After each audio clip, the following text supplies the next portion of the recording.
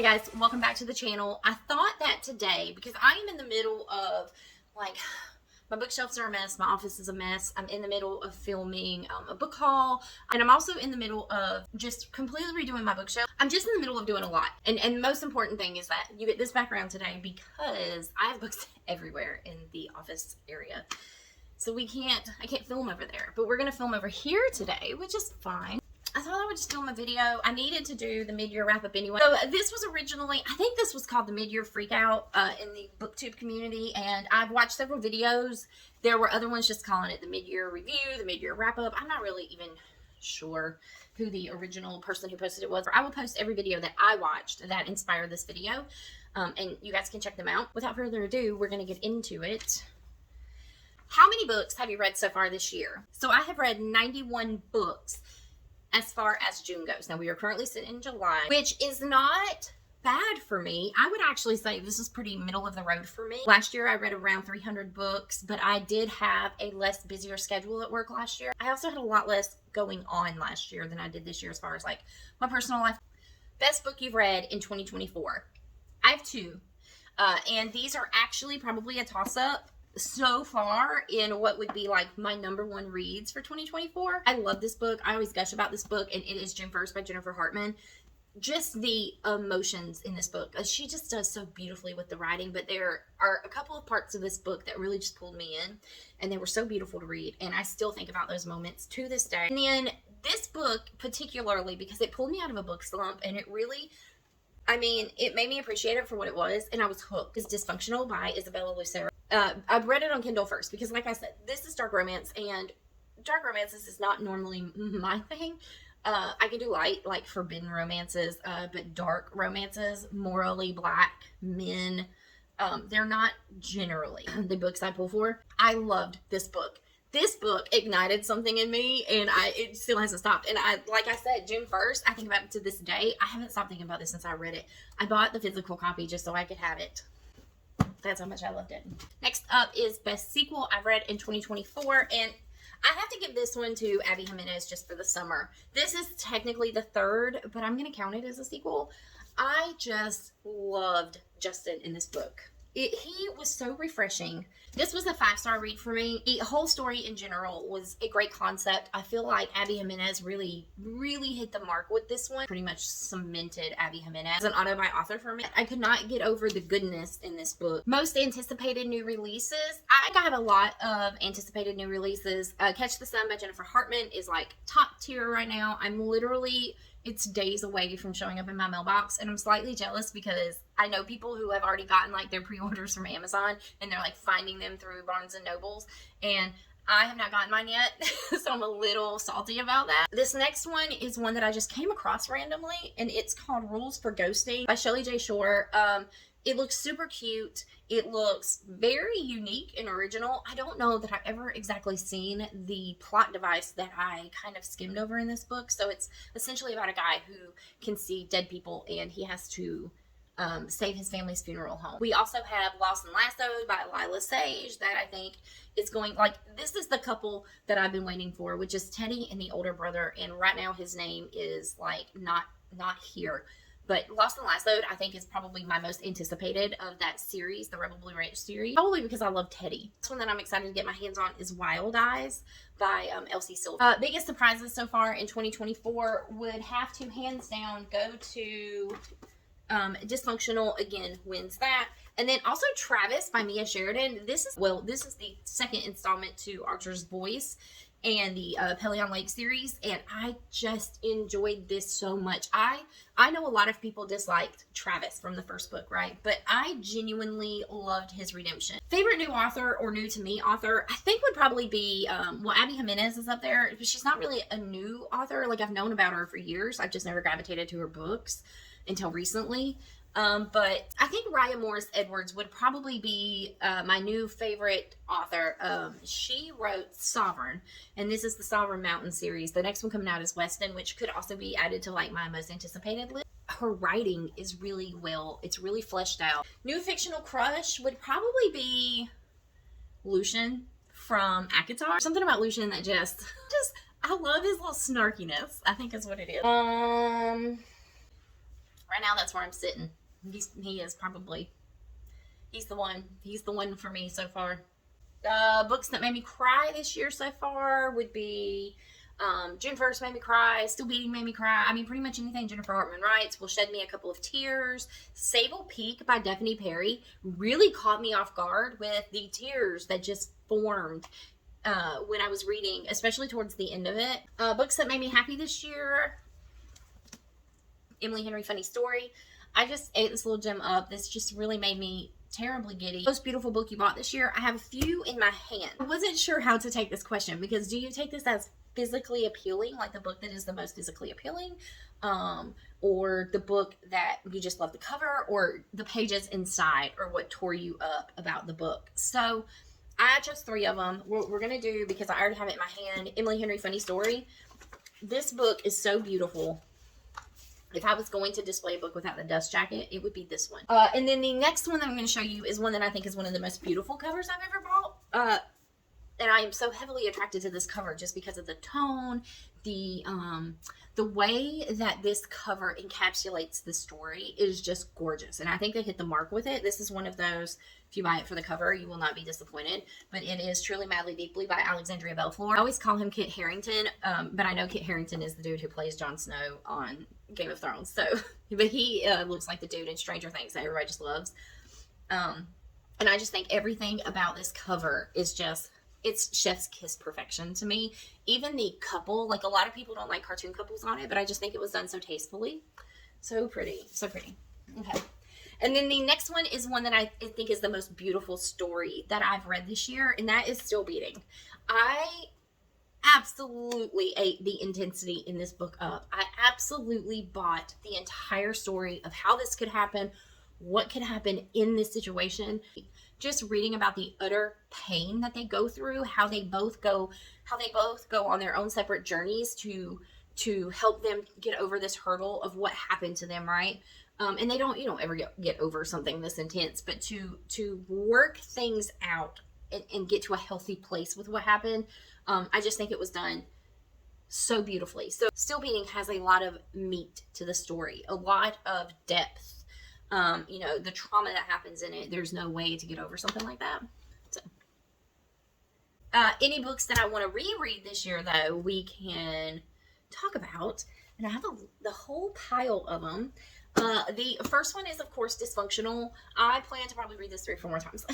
I actually will probably have that book memorized. Next one is Indigo Ridge by Daphne Perry, and it's not this particular book, but the series as a whole. I just feel like these are such they're little comfort series, so much so that I've ordered 2 books from 2 other series of her, both the first of the series I want to try out, because I just feel like, to me, and this is probably going to be weird because most people rate their comfort books 5 stars, right? But these are 3-star books. They're not going to be books that I think about all the time. They're just books that I can comfortably go to. I know I will like them. I like the characters in them for the most part.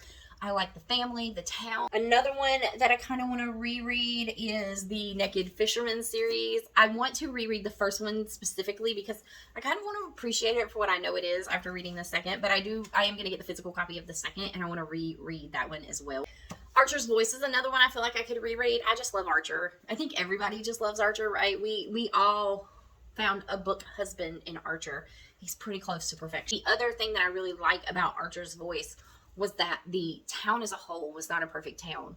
And I think that whole town and the growth that town has is like top tier writing.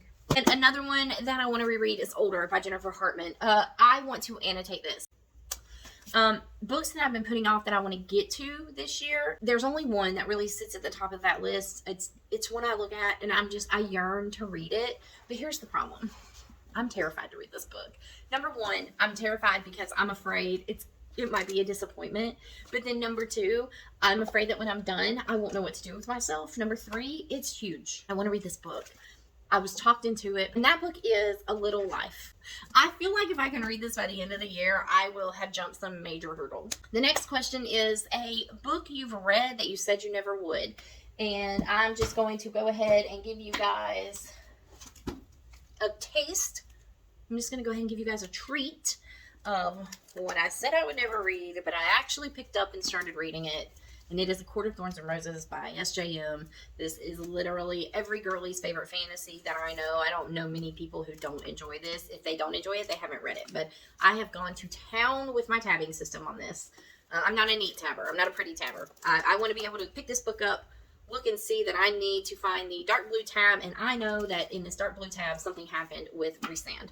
It's a book I've read that I swore I would never read, and I owe it all to Caitlin. She has a YouTube channel. I'll link her down below, but she loves this series. She highly encouraged me to start reading it.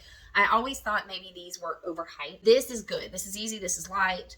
I read it not feeling like I was overburdened with a lot of world building. It was just the right amount. The next question is always a series you want to finish by the end of the year. I do think ACOTAR is going to be a series that I want to finish by the end of the year, especially knowing that SJM is currently writing another ACOTAR book. So I do want to get that one finished. I don't think I have any series going on right now that I need to finish. I do have the Still Beating series. I need to finish the last book in the Still Beating series. And I kind of want to finish the Briar U series by L. Kennedy. Maybe The Boys of Tolman.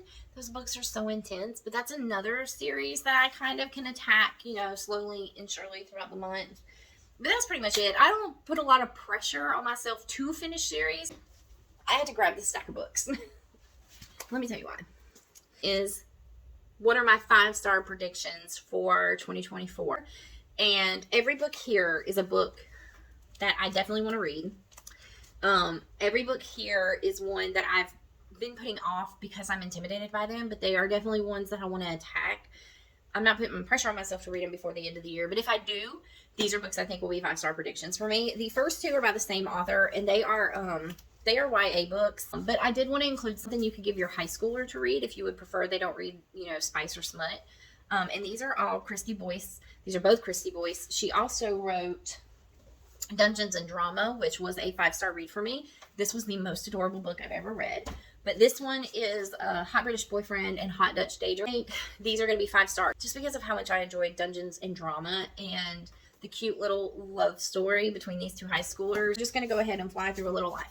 I think this is going to be a 5-star for me, just from what I've heard. A Destiny Sidwell video that made me want to pick up Summer Romance by Annabelle Monaghan. She said that the amount of highlighting and tabbing she did in this book was just spectacular, that it was done really well. And I also think this story is kind of, it's relatable for someone my age. And then the other romance that I think is going to be a 5-star for me is Out on a Limb by Hannah Bonham Young. I also think that a book I'm going to read before the end of the year, for sure, that is a 5-star prediction is going to be Catch the Sun. We're just going to throw that in. The memoir I want to get to that I think is going to be a 5-star prediction is The Wives by Simone Goriando. And I am a military brat.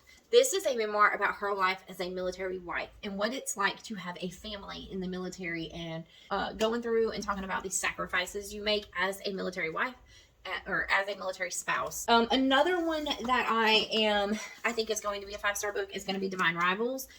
I've not heard a singular bad thing about Divine Rivals, at least from the people that I know and the YouTubers that I watch.